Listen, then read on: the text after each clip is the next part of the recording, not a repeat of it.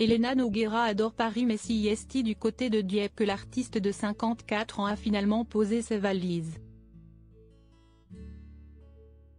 Un environnement paisible et calme dans lequel elle a d'ailleurs enregistré son tout dernier album. Vivre à Paris, si est bien pour un temps. Mais si certains adorent l'agitation de la capitale et le champ des possibles qu'elle offre, le calme fait parfois du bien. Elena Nogueira ne dira pas le contraire.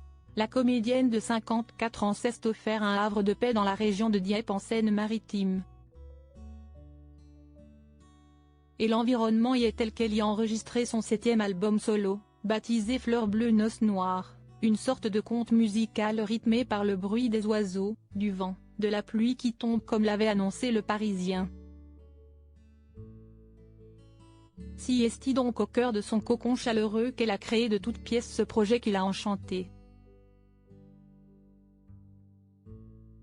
Et pas de grande superficie, ni de luxe au programme mais une petite maison achetée à une vingtaine de kilomètres de Dieppe. Et à quelques pas de la mer précisait le titre. Des quelques détails que Le Parisien a bien voulu fournir, on apprend notamment qu'il s'agit d'un petit village où le chant des oiseaux et d'un clocher se font entendre.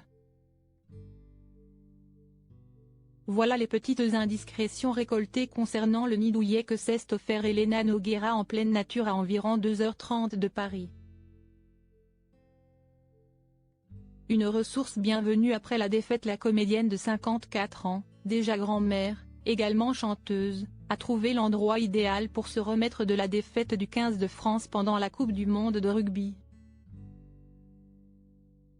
Les joueurs de Fabien Galtier ont malheureusement échoué aux portes des demi-finales face à l'Afrique du Sud, peu aidés par l'arbitre qui gérait la rencontre ce jour-là d'après plusieurs professionnels du domaine. Elena Nogueira avait été aperçue en tribune, complètement déchaînée pour encourager les Bleus jusqu'à ce triste dimanche 15 octobre et la défaite à seulement un point de l'équipe de France. Un plongeon en pleine nature était donc plus qu'idéal pour oublier ses peines, aller de l'avant et rebondir après la désillusion.